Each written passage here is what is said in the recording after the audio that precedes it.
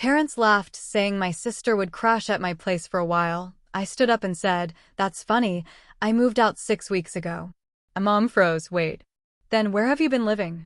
There are some moments in life when your entire world just shifts. For me, that moment was sitting at my parents' dinner table, watching them laugh as they casually handed my sister the keys to my apartment, an apartment they thought I still lived in. But the kicker?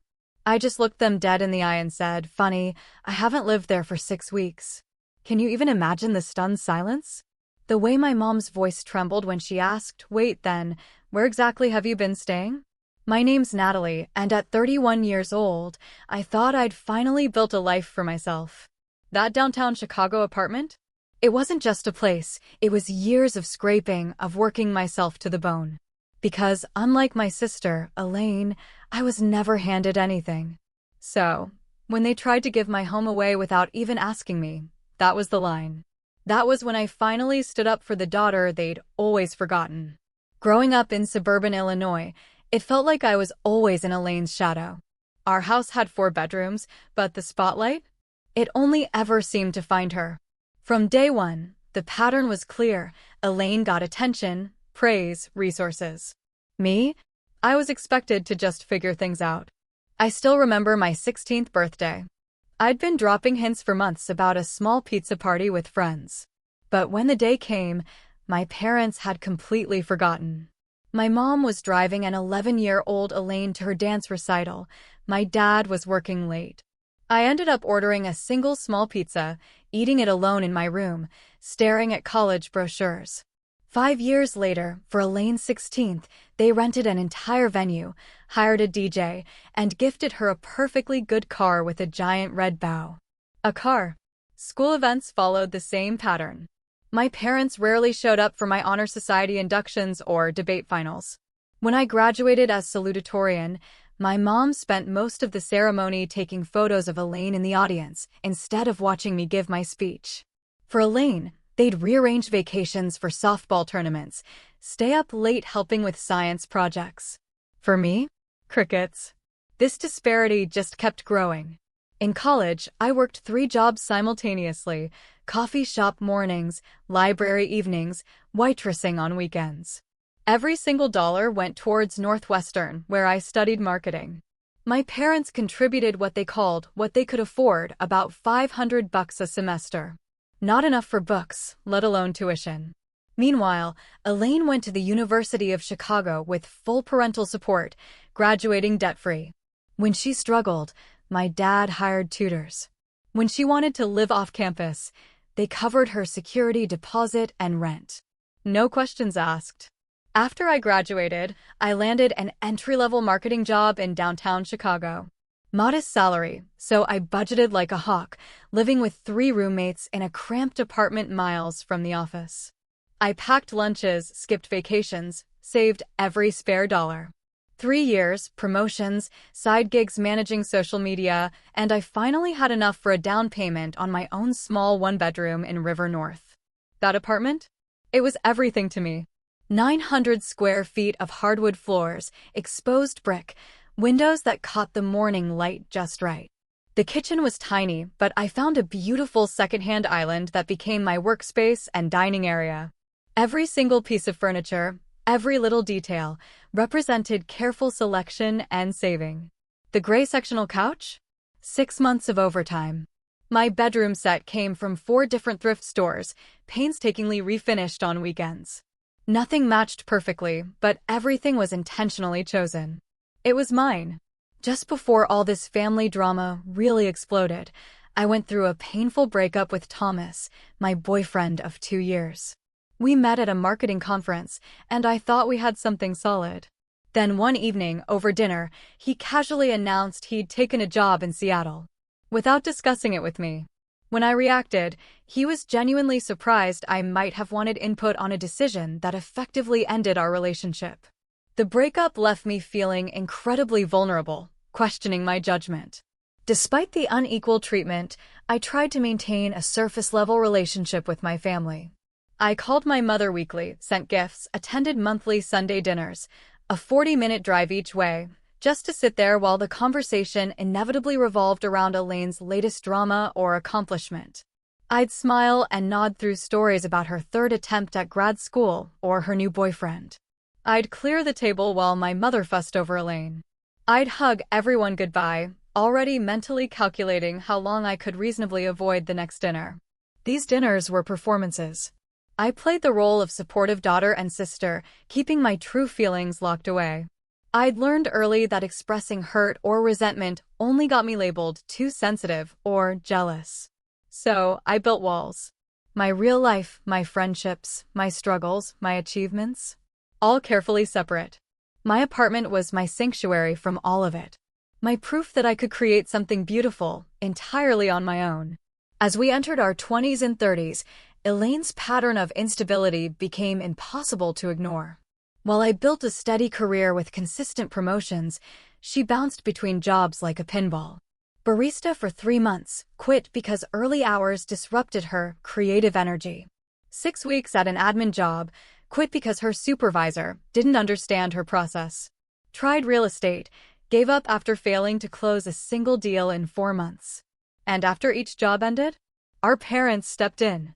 They paid her rent, covered car payments, even funded a 3-month wellness retreat in Arizona when she claimed job hunting triggered her anxiety, all while telling me how proud they were of my independence.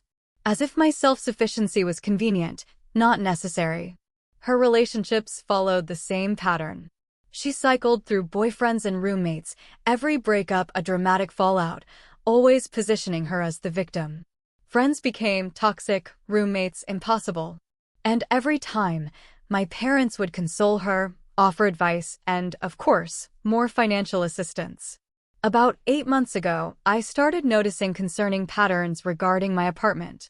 The first incident, I invited Elaine over for dinner. As I cooked, she wandered around, opening closets, checking out my storage. Her comments seemed innocent. This place is so perfect for entertaining, and you have so much space for just one person. I thought nothing of it. Until she started asking detailed questions about my monthly maintenance fees, security arrangements. A month later, she called asking to borrow my black cocktail dress for a job interview. When I came home, I found not only the dress missing, but also 2 pairs of shoes, a designer handbag I'd splurged on for my 30th birthday, and several pieces of jewelry. When I confronted her, she acted genuinely surprised by my upset.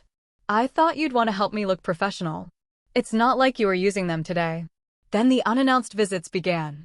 I'd come home to find Elaine sitting on my couch, let in by the doorman who recognized her as my sister. She'd wave off my surprise with I was in the neighborhood, or I needed some sister time. These visits always ended with her asking to borrow something, money for car repair, my laptop, my credit card. The situation escalated when I returned from a weekend visiting friends to discover Elaine had hosted a dinner party in my apartment.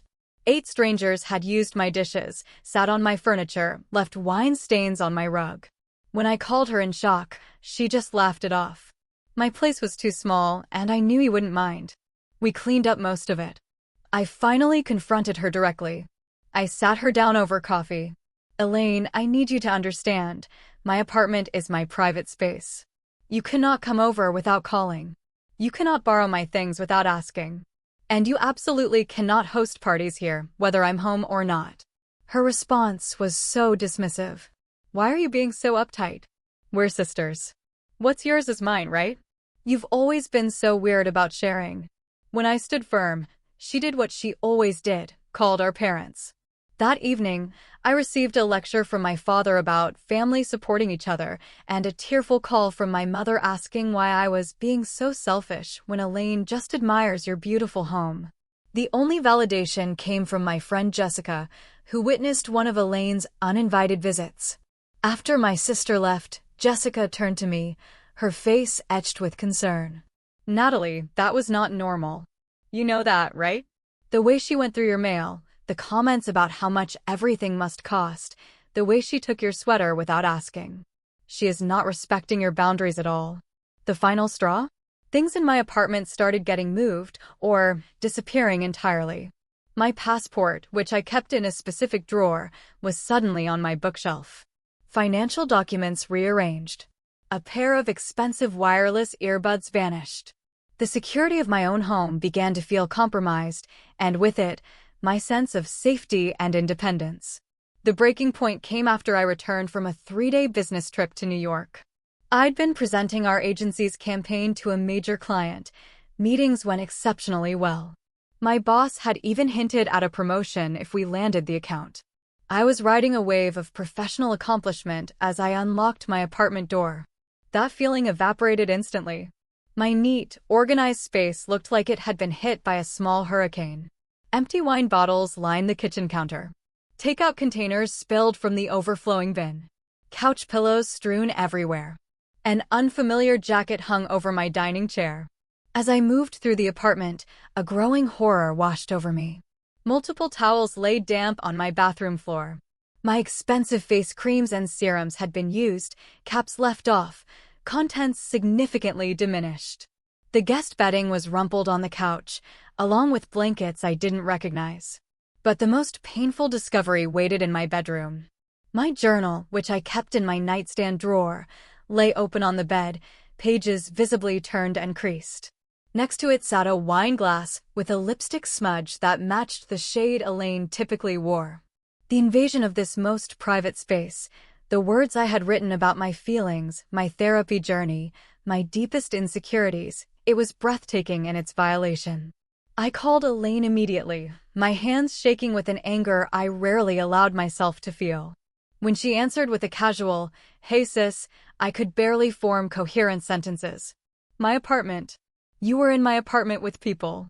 You read my journal." Her response was so predictable, it would have been comical in any other circumstance. "Oh, that? Yeah, I needed a break from my roommates. They've been super annoying lately, having loud sex and smoking inside. I just needed somewhere quiet to crash for a couple nights." "A couple nights? How long were you here? Who else was here?" My voice had risen to a shout. "Just a few friends. And only for like 3 nights, maybe 4. We cleaned up." "A blatant lie. You went through my personal things. You read my private journal. You had strangers sleeping in my home without my knowledge or permission." Her voice immediately shifted to the wounded, tearful tone she always used when confronted. "Why are you yelling at me? I was in a really bad place emotionally. My roommate situation is toxic, and I just needed my big sister. I thought you would understand. I thought you would want to help me." Before I could respond, my phone beeped. An incoming call from our mother. Of course. Right on cue. I declined it. But seconds later, Elaine said, "Mom wants us both at dinner tomorrow night. She says it's important."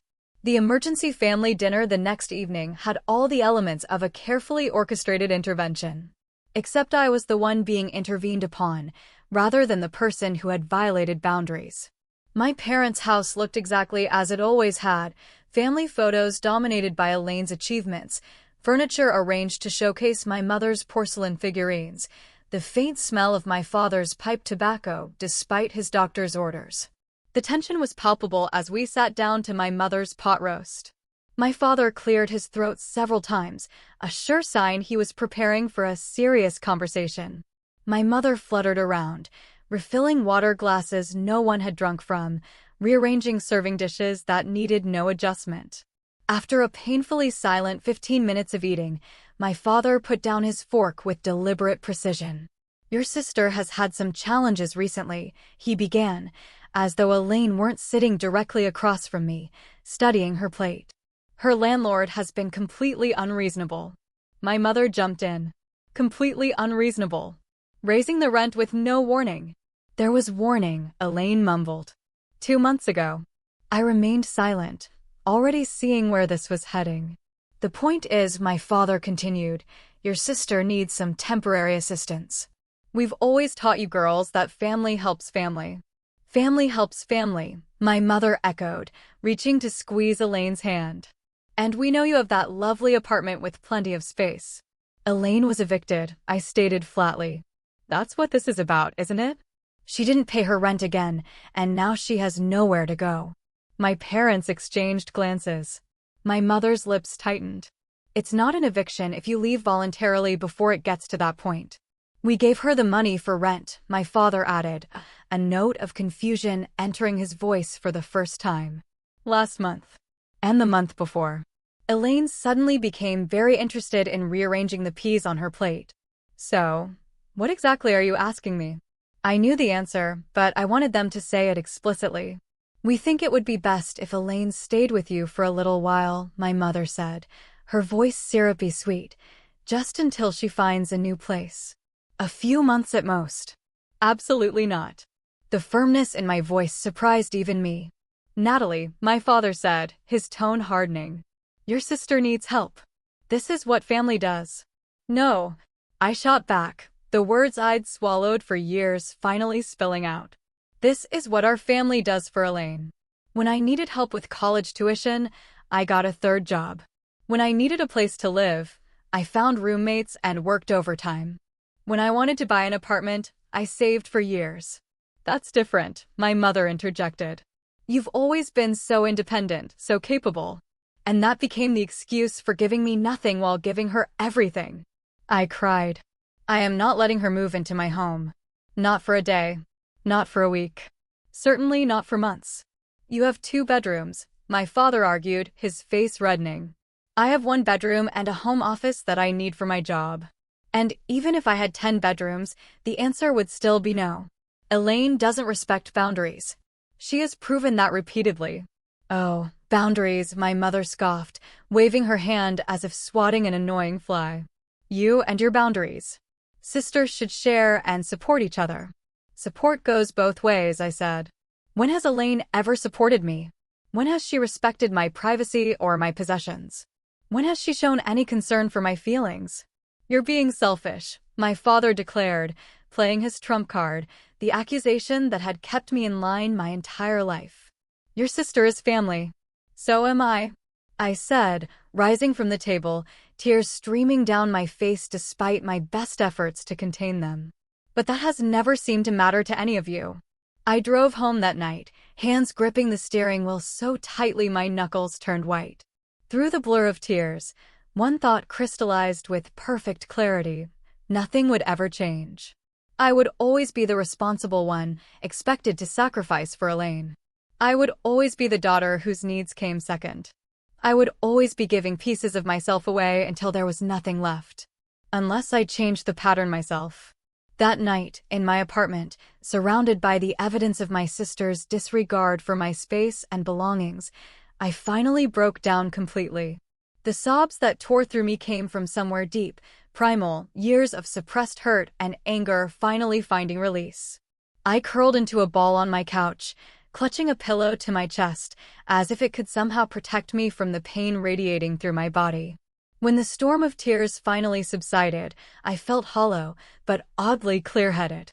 This space, which I had created as my sanctuary, no longer felt safe. The knowledge that my sister had been here, looking through my things, reading my private thoughts, inviting strangers, it had contaminated everything. The apartment no longer felt like mine. At 1 a.m, I called Taylor, my best friend since college. She answered on the 3rd ring, her voice thick with sleep. Nat? Are you okay? The whole story poured out of me, a jumbled, tear-stained account of the apartment invasion, the family dinner, the lifetime of being overlooked and undervalued. Taylor listened without interruption, occasionally murmuring sounds of support or outrage at particularly egregious details. When I finally ran out of words, the silence stretched between us. Then Taylor said something that changed everything. You know, you don't have to keep playing this role they've assigned you, right? You're allowed to rewrite the script. What do you mean? I asked, wiping tears from my cheeks. I mean that you've spent your entire life trying to earn approval from people who are constitutionally incapable of giving it to you. Your parents have shown you exactly who they are and how they value you. Believe them. And make decisions accordingly. The truth of her words resonated in my chest. So, what do I do? If it were me, Taylor said carefully, I would consider what my life would look like if I prioritized my own well-being over their expectations. Maybe that means moving somewhere they don't know about. Maybe it means strict boundaries about when and how you interact with them. Maybe it means therapy to work through the lifetime of being the less favored child. All of the above, I whispered, a plan already forming in my mind. The next morning, I called in sick to work for the first time in 3 years. Instead of going to the office, I spent the day researching apartments in neighborhoods far from River North. By afternoon, I'd scheduled viewings for 5 places. The following day, I saw them all and fell in love with the last one, a 4th-floor walk-up in Wicker Park with creaky wooden floors, a tiny but updated kitchen, and windows that looked out on a courtyard filled with trees. It was smaller than my current place, less polished, but it had character, and most importantly, no one in my family knew about it. I signed the lease that same day, putting down the security deposit and first month's rent from my emergency savings. The landlord, an older woman named Harriet, seemed delighted to have a quiet professional as a tenant. "When can you move in?" she asked. "As soon as possible," I told her. Would this weekend work? With the new apartment secured, my plan took shape with surprising speed. I opened a new bank account across town, transferring half my savings immediately. I set up mail forwarding to a post office box, not directly to the new apartment. I started bringing small boxes of my most treasured possessions to work with me, then dropping them at the new place on my way home. I decided to leave most of the furniture behind. The couch, the dining table, the bed frame, all of it felt tainted by what had happened. Only my grandmother's antique reading chair, a few cherished books, my most beloved kitchen items, and my clothes made the journey to Wicker Park. The rest I would deal with later. Setting up the new apartment became a kind of therapy. Each item I brought was carefully considered. Did it bring me joy? Did it serve a purpose? Was it free from negative associations? The resulting space was minimalist, but deeply personal. I splurged on new bedding, a soft duvet in shades of blue and green that reminded me of the ocean. I hung plants in the windows and photographs of friends on the walls. I bought a secondhand desk that fit perfectly in the alcove by the window, creating a workspace that felt both productive and peaceful. As the new place took shape, I felt a weight lifting from my shoulders. For the first time in my adult life, I had created a space that was completely unknown to my family, a sanctuary in the truest sense of the word. The practical aspects of my disappearing act required careful planning. I changed passwords on all my accounts. I spoke with my supervisor at work, explaining in vague terms that I was dealing with a family situation and needed to update my contact information. I arranged for packages to be delivered to an Amazon locker. I told only 3 people my new address: Taylor, Jessica, and my therapist, whom I had started seeing weekly. During the 6-week transition period, I maintained minimal contact with my family. I responded to texts with brief, uninformative replies. I deflected questions about getting together. I pleaded work deadlines when pressured about Sunday dinners. When my mother called, I kept conversations short and revealed nothing of substance. To anyone paying close attention, my withdrawal would have been obvious. But my family had never paid close attention to me unless they needed something. The new apartment quickly became more than just a living space. It became the headquarters for my emotional and psychological rebirth. Without the constant anxiety of unexpected visits or violations of my privacy, I found myself relaxing in ways I hadn't experienced before. I slept more soundly. I experimented with cooking elaborate meals just for the pleasure of it. I invited friends over without worrying about what they might report back to my family. Taylor visited often, bringing housewarming gifts and takeout dinner. "You look different," she observed one evening as we shared Thai food on cushions on the floor, my new dining table still on back order. "More peaceful." "I feel different," I admitted, "like I can finally breathe." In therapy, I worked through the complex emotions surrounding my family dynamics, the grief of never being the favorite child, the anger at years of unequal treatment, the guilt that still occasionally surfaced when I thought about my secret life. Dr. Reeves helped me understand that boundaries were not just healthy, but necessary, and that my parents' inability to respect mine was their failure, not mine. Families operate according to unspoken rules and assigned roles, she explained during one session. You were assigned the role of the self-sufficient one, the one who needs nothing. That worked for the family system, but it didn't work for you.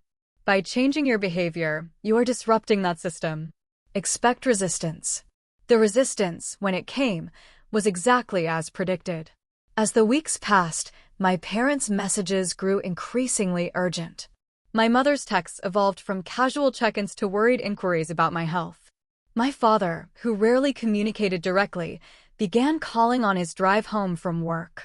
Elaine, predictably, vacillated between angry accusations and tearful apologies, depending on what she thought might get a response. I monitored it all from the peaceful distance of my new home, responding just enough to prevent an actual wellness check, but never revealing my true situation. The space was how quickly their worry about my well-being transformed into irritation when I failed to behave according to the established pattern. By the 6-week mark, I had settled fully into my new life. My name was on the mailbox. I knew the best coffee shop within walking distance and had become a regular at the farmer's market every Saturday. I'd met 2 neighbors who seemed like potential friends, one a graphic designer who worked from home, the other a kindergarten teacher with a contagious laugh. The apartment felt completely mine, in a way no space ever had before. I knew a confrontation with my family was inevitable. I even knew it would be painful. What I didn't know was exactly when or how it would happen. As it turned out, my mother made that decision for me with a text that simply read, "Emergency family dinner tomorrow night. No excuses. 6 p.m. sharp." In the weeks leading up to that fateful dinner, my parents' attempts to contact me had grown increasingly frantic. My phone would light up with my mother's name 5 or 6 times a day, the voicemails growing progressively more dramatic. "Natalie, honey, we're getting worried about you." Then, "Natalie, please call us back. We just want to know you're okay." And finally, "Natalie Thompson, I am your mother, and I demand you call me back immediately." My father's approach was more direct. "Your mother is worried sick. Call home," and later, "This behavior is unacceptable, Natalie. Family does not just disappear." Elaine's financial situation had apparently worsened after losing yet another job, this time at a boutique clothing store where, according to my mother's detailed voicemail, the manager just didn't appreciate Elaine's creative approach to the dress code. The subtext was clear: Elaine needed help, which meant I was expected to provide it. I had become skilled at deflecting questions about my whereabouts. When my mother asked if I would be at Sunday dinner, I replied that I had a work commitment. When my father texted asking if I could help move some furniture, I said I was fighting a cold. When Elaine asked if she could crash on my couch, just for tonight, I claimed my apartment was being painted. These excuses worked because my family had always accepted my independence as a fixed character trait rather than a hard-won achievement. They assumed I was just being difficult or going through some phase.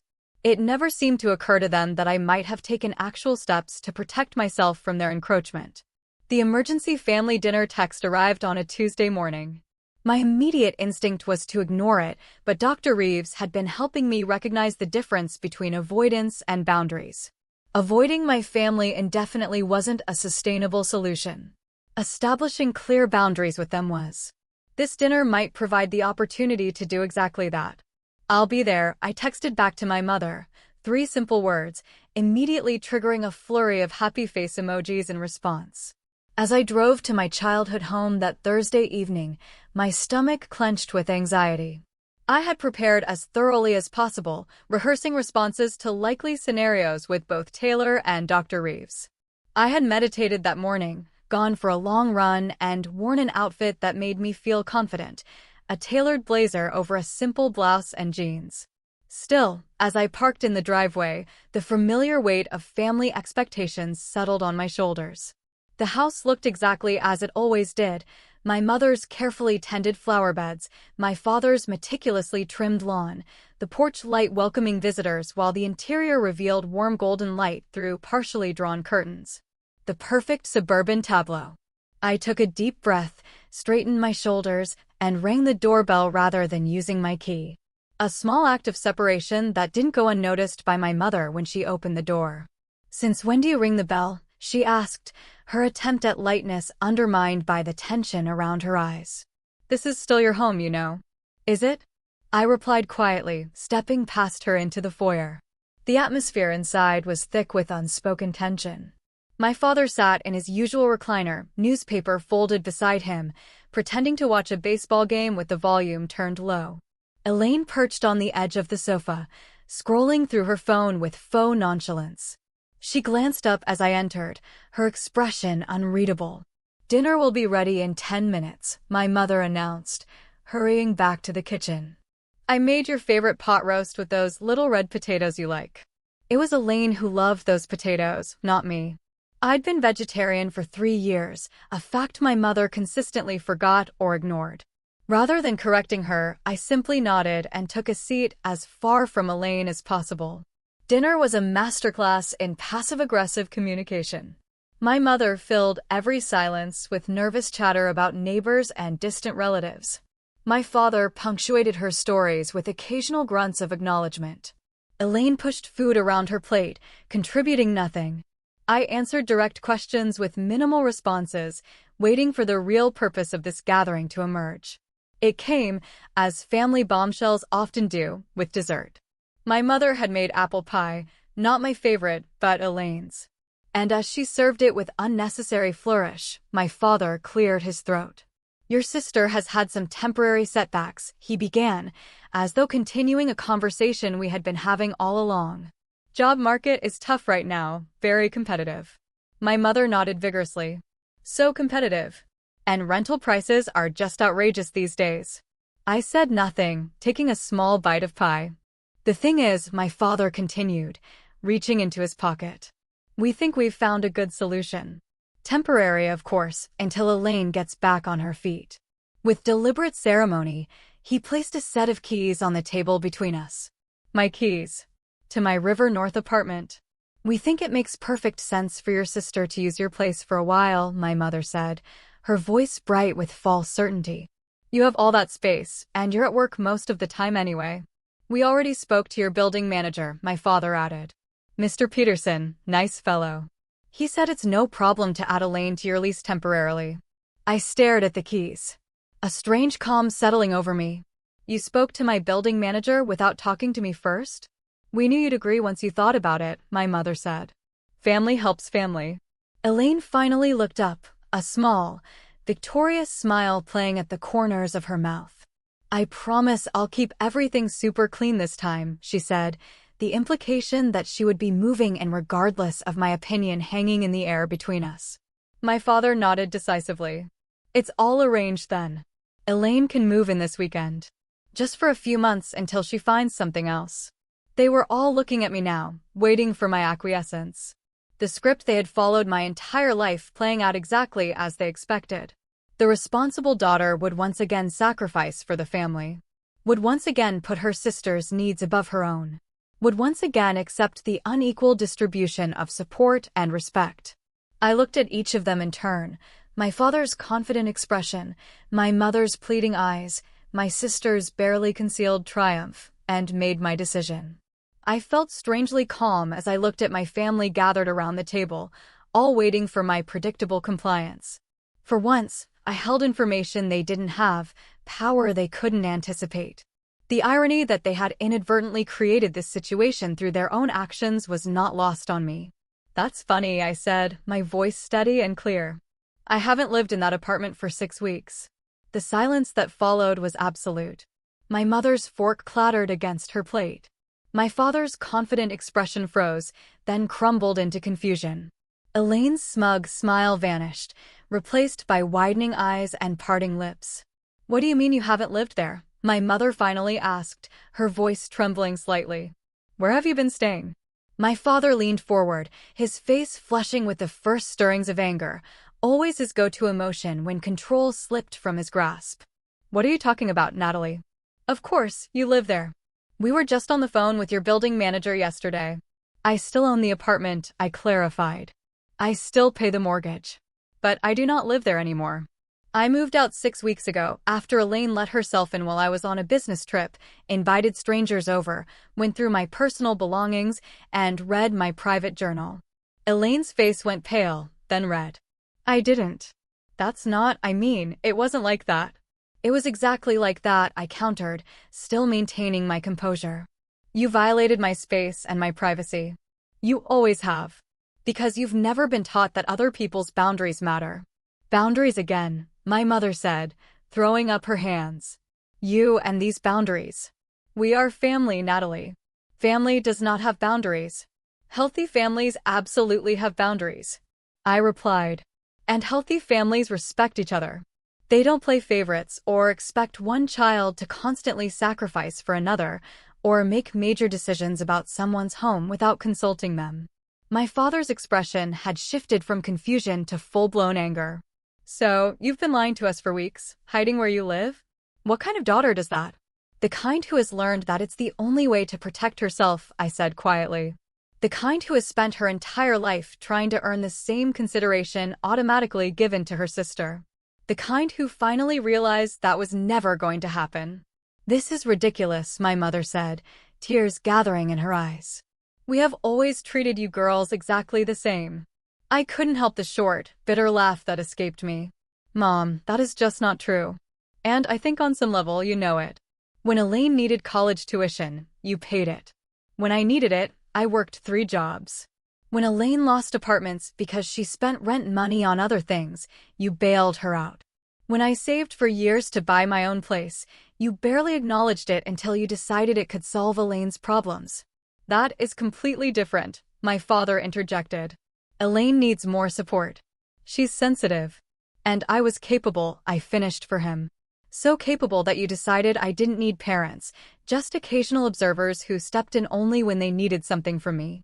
Elaine had been unusually quiet, but now she spoke up, her voice taking on the wounded tone that had always worked so effectively. Where am I supposed to go now? I have nowhere to live. That is not my problem, I said, surprised at how easily the words came. It has never been my problem, but somehow it always became my problem. Not anymore. You cannot just abandon your sister, my mother gasped. Where are you living? We need to know where you are. No, you don't, I said firmly. That is the boundary I'm setting. I have a new place where I feel safe and secure. Elaine doesn't get to know where it is. You don't get to know where it is. Not until I can trust that information will not be used against me. Against you, my father scoffed. We're your parents, not your enemies. Then start acting like it. I replied, rising from my chair. Start respecting my choices. Start treating me with the same consideration you give Elaine. Start acknowledging that I am an adult with the right to decide who enters my home and when. You cannot just leave, my mother said, panic edging into her voice. We need to discuss this as a family. I've been trying to discuss this my entire life, I said, gathering my purse. You've never been interested in listening. When you are ready to have a real conversation, one where my feelings and needs matter as much as Elaine's, you know how to reach me. And if we need to see you, if there's an emergency, my father's voice had lost some of its certainty.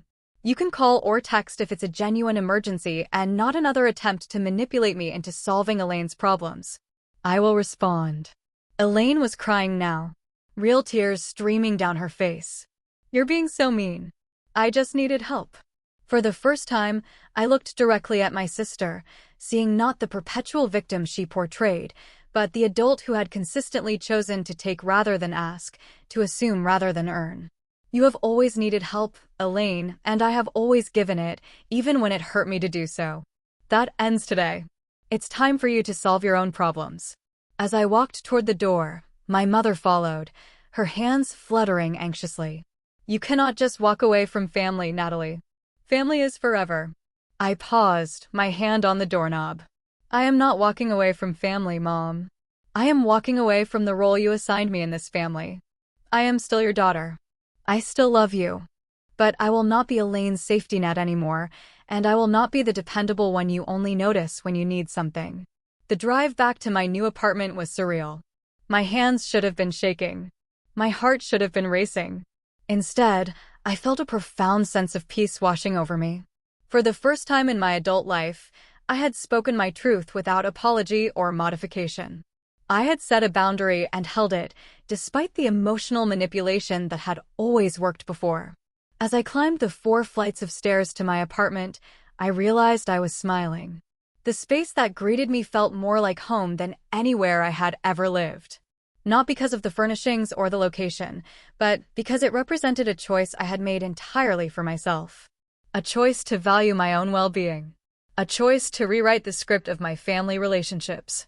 A choice to finally, truly put myself first. The days following the confrontation brought a storm of emotions I hadn't fully anticipated. Relief came first, a profound unburdening that left me feeling physically lighter. Then came waves of doubt. Had I been too harsh? Should I have found a gentler way?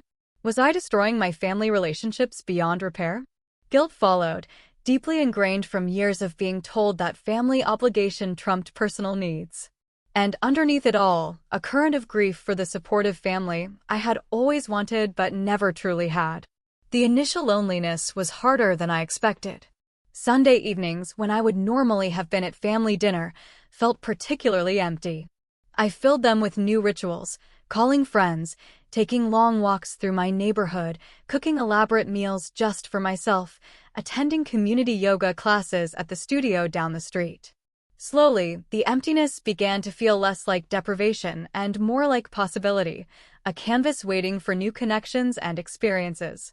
My phone became a battlefield of emotional manipulation. My father's messages were curt and accusatory. "Your mother is heartbroken. Elaine had to move in with a coworker. This is not how we raised you." My mother alternated between guilt trips, "I cried myself to sleep last night," and desperate attempts at normalcy. "I saw a blouse today that would look lovely with your coloring."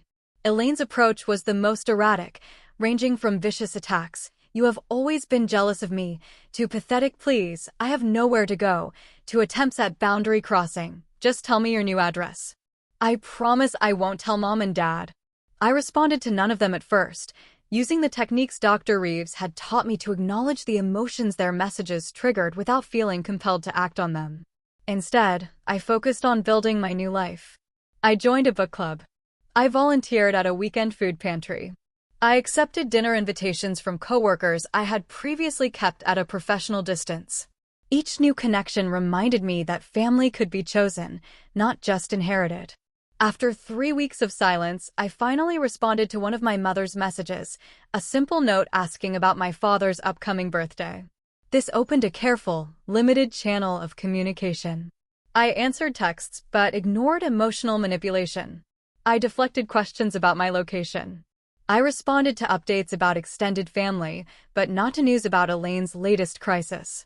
It was exhausting at first, this constant vigilance, but gradually it became second nature. 5 weeks after the confrontation, I agreed to meet my parents at a coffee shop halfway between their house and my office. The neutral territory was deliberate, suggested by Dr. Reeves as a way to avoid the emotional triggers of the family home. I arrived early, selecting a table near the door, both for easy escape if needed, and to allow me to watch their arrival. They looked older somehow, my parents. My father's shoulders slightly more stooped, my mother's smile a bit more strained. They spotted me immediately, my mother raising her hand in an uncertain wave, my father nodding stiffly. As they approached, I noticed they were both dressed formally, my father in a button-down shirt rather than his usual weekend polo, my mother in her church dress rather than casual clothes. They were treating this like an official meeting, which was both amusing and sad. "You look well," my mother said after the awkward exchange of greetings. Her eyes scanned me, as though checking for visible signs of distress or hardship. "I am well," I confirmed, sipping my latte. "Work is good. Life is good." My father cleared his throat. "Your sister asks about you." "Of course." That would be his opening gambit. I nodded, but offered nothing in response. The conversation that followed was halting and uncomfortable, full of long pauses and careful navigation around sensitive topics. My mother talked about the neighbors, her garden club, a recipe she had tried. My father mentioned a problem with the gutters, the baseball season, a documentary he had watched. I shared limited details about a work project, a movie I had enjoyed, a new coffee shop near my office. We were like actors performing a family conversation without any of the ease or intimacy that should have accompanied it. It was my mother who finally broke through the superficial exchange. "We miss you," she said suddenly, her voice catching.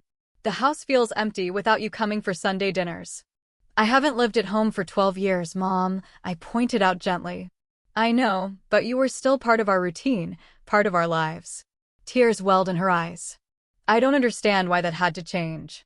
My father, uncomfortable with emotional displays, shifted in his seat. What your mother is trying to say is that we may have taken your independence for granted. Your consistency. It was perhaps the closest thing to an admission of fault I had ever heard from him. I waited, allowing the moment to breathe. We never meant to make you feel less important than your sister, my mother continued, dabbing at her eyes with a napkin. You were always so capable, so self-sufficient. Elaine needed more of my time, my attention. That's the problem, Mom, I said quietly. You confused capability with not having needs. Everyone has needs. I just learned early on that mine wouldn't be met, so I stopped expressing them. My father frowned. That's not fair, Natalie. We provided for you. We supported your education. You paid $500 per semester toward my education, I corrected. I worked 3 jobs to cover the rest. You paid for Elaine's entire degree, plus her apartment, plus spending money. Can you see how different that is? He opened his mouth to argue, then closed it again, something like realization dawning in his eyes. We never meant to hurt you, my mother whispered. I believe that, I said. But you did hurt me. And you continued hurting me even when I tried to establish boundaries. The apartment situation was just the final straw. Giving Elaine keys to my home without even asking me, that showed me exactly how little you respected me as an adult with my own life. My father looked down at his untouched coffee. We should have asked you first. The simple acknowledgement, so long in coming, loosened something in my chest. Yes, you should have. Can you forgive us? My mother asked, reaching across the table for my hand. I let her take it, but my response was measured. Forgiveness is a process, not an event. I am working on it, but rebuilding trust will take time and consistent effort from all of us. And Elaine, my father asked. She's still your sister. Elaine and I will need to find our own way forward, I said firmly. That's between her and me. She's staying with her friend Jasmine right now, my mother offered. But it's not ideal, very small apartment. I recognized the subtle attempt to reactivate my sense of responsibility and shook my head. Mom, I am not responsible for Elaine's housing situation. That is exactly the pattern we need to break. They both looked uncomfortable but didn't argue further. As we prepared to leave, my mother asked the inevitable question, when will we see you again? Will you come to Sunday dinner next week? Not yet, I said. Honestly, I need more time. But maybe we could meet for coffee again in a couple of weeks. It was a small step, but their cautious smiles suggested it was enough for now. Elaine was noticeably absent from that first meeting and from the careful text exchanges that followed. 3 weeks later, I received a message from her that stood out from her previous communications. I'm starting therapy. The therapist says I should apologize to you when I'm ready. I'm not ready yet, but wanted you to know I'm working on it. It was the first time my sister had ever acknowledged, even indirectly, that her behavior might require amends.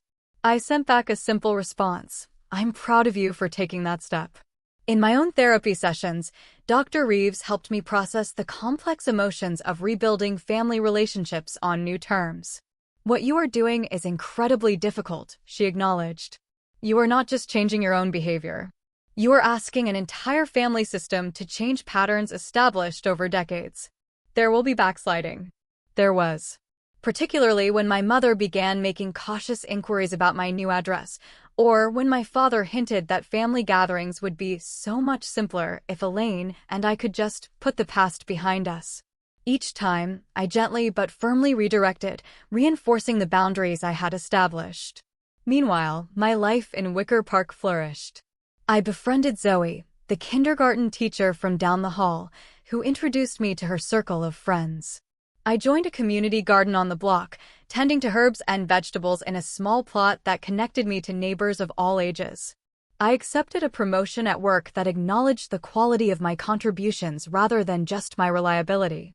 Most importantly, I developed a new relationship with myself. Without the constant drain of family expectations and boundary violations, I discovered interests and aspects of my personality that had been suppressed for years. I took a pottery class and found I had a natural aptitude for working with clay. I joined a hiking group that explored state parks within driving distance of Chicago. I began writing short stories, something I had enjoyed in college but abandoned in the demands of adult life.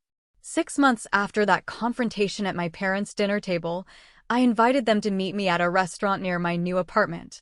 It was a calculated risk, bringing them into my neighborhood, but one that felt right.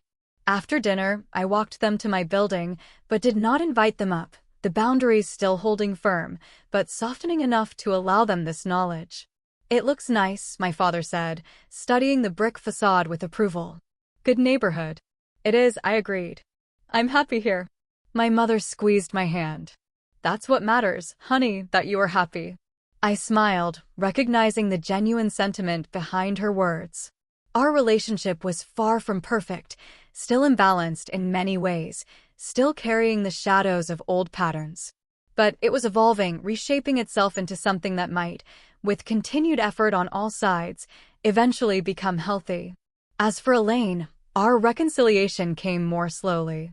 3 months of therapy helped her recognize patterns in her own behavior, and she reached out with a genuine apology that acknowledged specific actions rather than making vague excuses. We began with carefully structured interactions, coffee dates with clear start and end times, activities that didn't involve my home or possessions. Slowly, cautiously, we began rebuilding a relationship based on mutual respect rather than the dysfunctional dynamics of our childhood. The journey of setting boundaries and rebuilding family relationships on healthier terms is ongoing. There are still difficult conversations, still moments when old patterns threaten to reassert themselves. But I no longer feel responsible for everyone else's emotions and needs at the expense of my own. I no longer sacrifice my well-being to maintain an illusion of family harmony. Sometimes the bravest thing we can do is recognize when a relationship is damaging us and take steps to protect ourselves. Even if those steps feel radical. Even if they go against everything we've been taught about family obligation. It's not selfish to require respect. It's not wrong to establish boundaries. And sometimes, the only way to truly love your family is to love yourself enough to change the dynamic entirely. Have you ever had to set difficult boundaries with family members who constantly cross them?